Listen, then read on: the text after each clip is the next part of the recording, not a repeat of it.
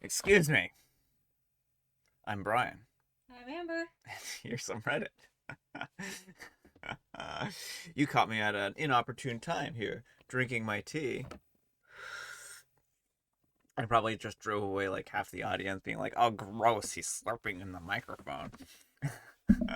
But for those of you, the loyal fans who are still here, despite my disturbing behavior, here's some Reddit.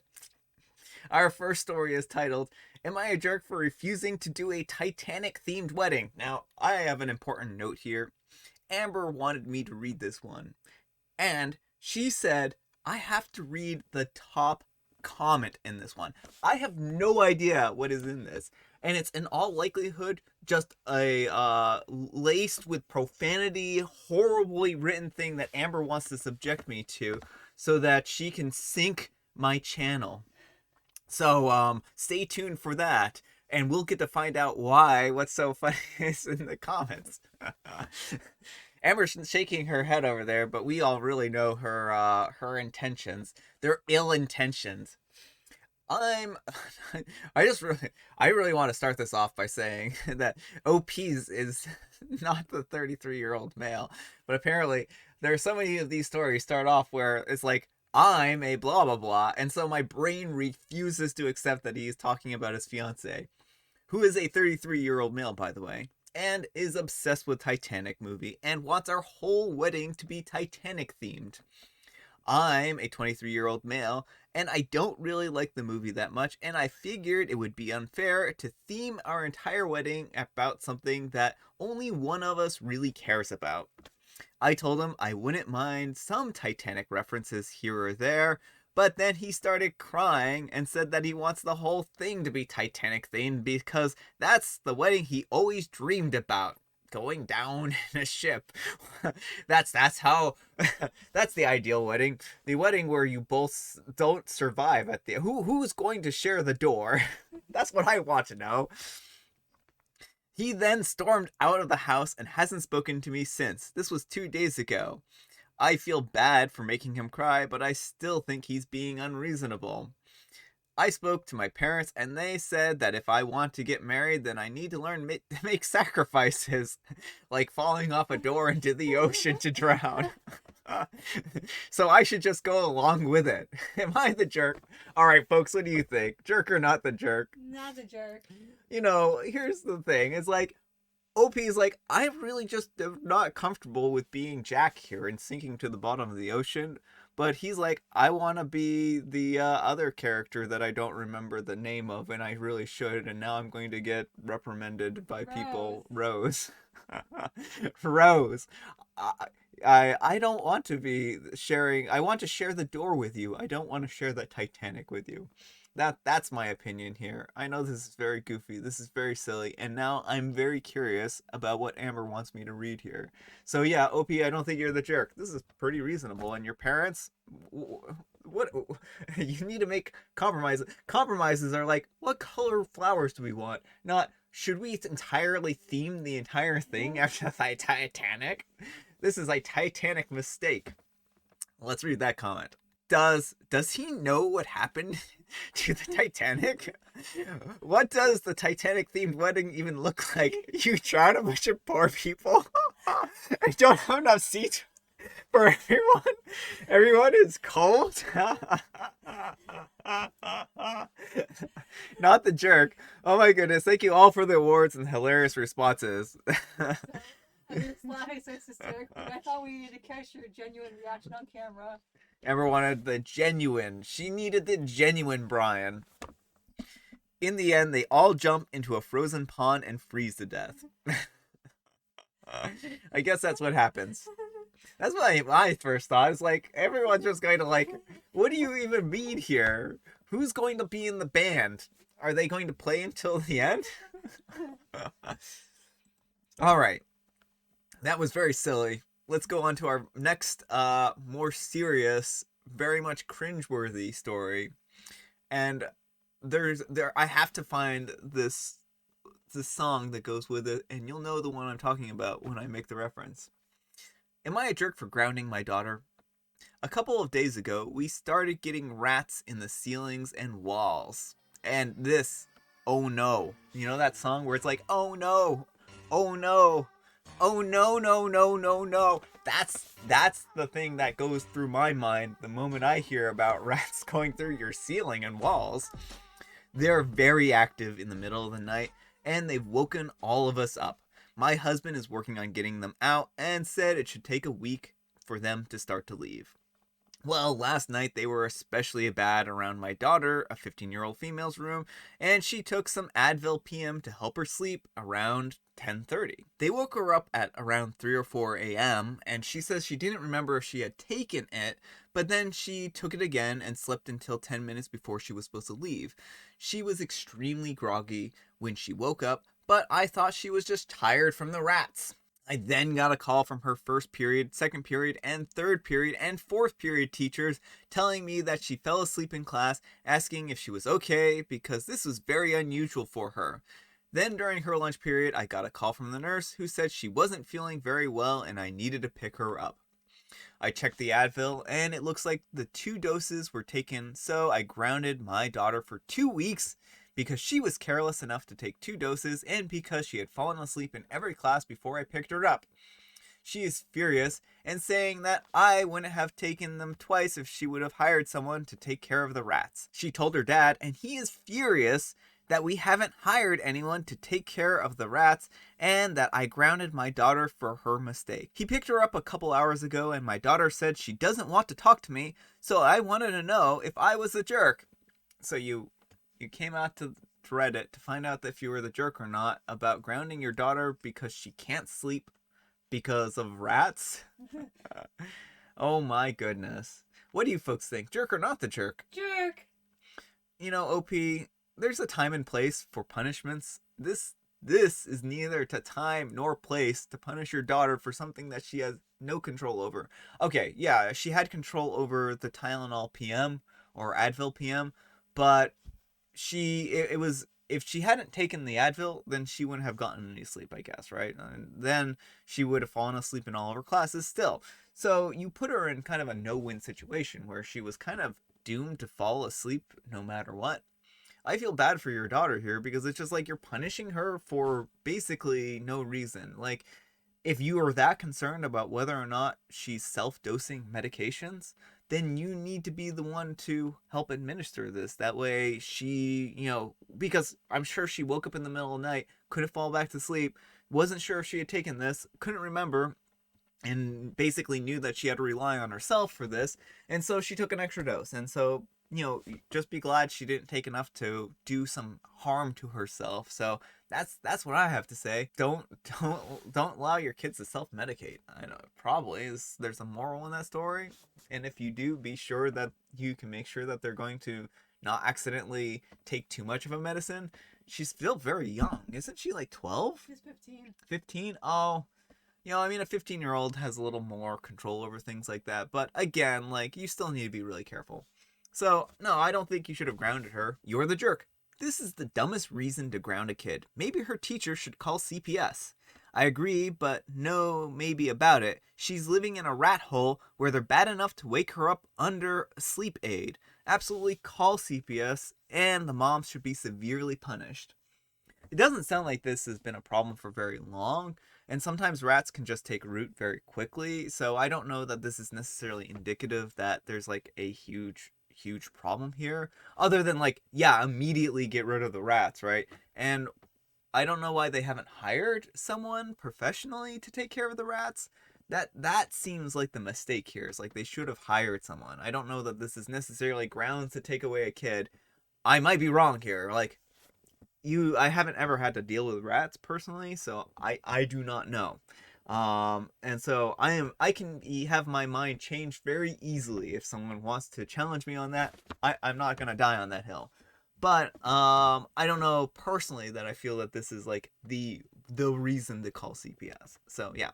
But I do think that this is an absolutely pointless punishment. All right, tea time. If for those who are drinking tea, I have a mint tea. Hey Amber, what kind of tea do you got today? Mint tea? It's very minty. Let me know what beverage of choice that you're having today. I've enjoyed reading about people's choices. All right, our next letter is titled, Am I a jerk for being mad that my boyfriend set up a chicken coop in my garden? Do we need to read more? Yeah, I'll read more for your benefit, viewer. But let's all be on this secret here that probably no, you're not. Shouldn't be. You're not the jerk for being mad that your boyfriend set up a chicken coop. My boyfriend and I have been dating for a year and a half, and things are going great. We don't live together yet, but he sleeps over here a couple nights a week as my own place while he has roommates. There's more privacy here. We've talked about moving in together in the future, and when that day comes, he'll be moving in here as it makes the most sense. We're not just fully ready to move in yet. Due to our arrangement, he has his own key and can let himself in and out as he pleases, and this has never caused any issues before, and I'm fine with him being there as a surprise sometimes.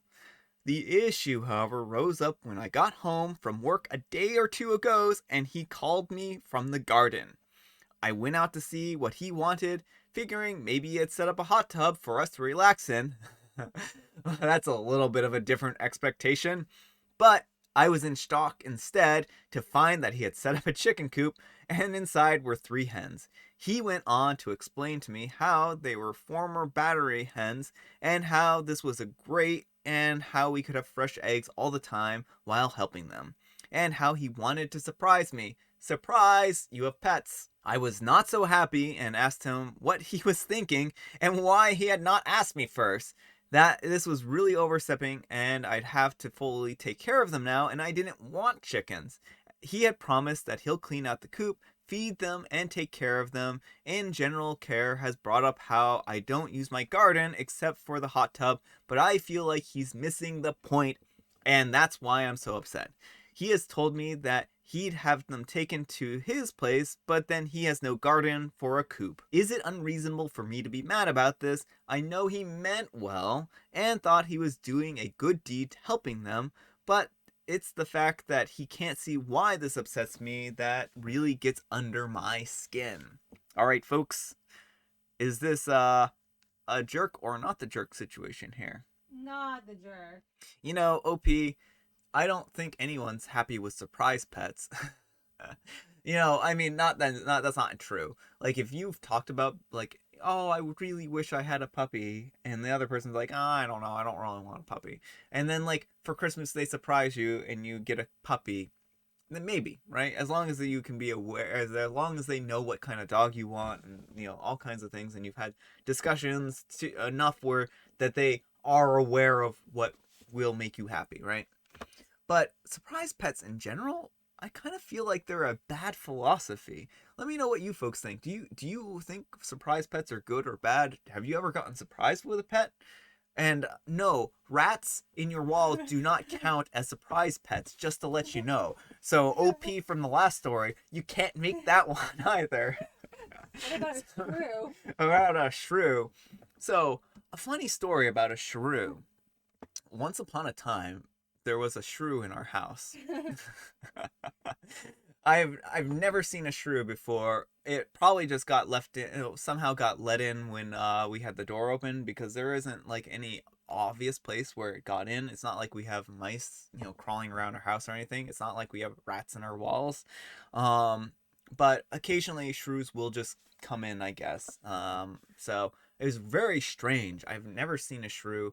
I thought it was a mouse. I was very, very upset for a little while there because I was like, oh no, we have a mouse. We have a live trap, so I caught it in the live trap, and then I was like, wait. I was getting ready to go and like hike it out into the middle of the woods, and like, no, you're going to go very, very, very far away. But then I saw it, and I'm like, oh, it's not a mouse, and I didn't know what it was. And so it took me the time and research. I'm this entire time I'm like distraught. I'm like, I have a mouse, which was distressing to me.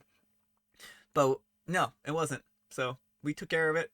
We live trapped it and released it. So yeah, that was my shrew experience. It was very shrewd. I don't know. I was trying to make a joke. So, but surprise pets, right? So we do not have a surprise pet anymore. OP hopefully can figure out something to do with her surprise pet chickens. And hopefully from here on out, he can kind of see like where he went wrong. And maybe hopefully people in the comments below have given OP like good suggestions on like whether or not they're being unreasonable. And hopefully OP can kind of show this to her boyfriend, because I, for one, think that he is overreaching here, right? If, this is something you really need to talk about, even if he was there at your house all the time and was always going to be able to take care of them, this is still something that you both have to be on board with and be like, oh yeah, as long as the agreement needs to be formulated in such a way that, like, oh, I'm fine with this as long as you take care of them fully, or no, I really would rather not have chickens. So yeah. Anyhow, take care and good luck. LOL, not the jerk. This is beyond ridiculous. No farm animals without consent. I can't believe I'm typing that, but here we are. OP replies, trust me, you're no more surprised than I was.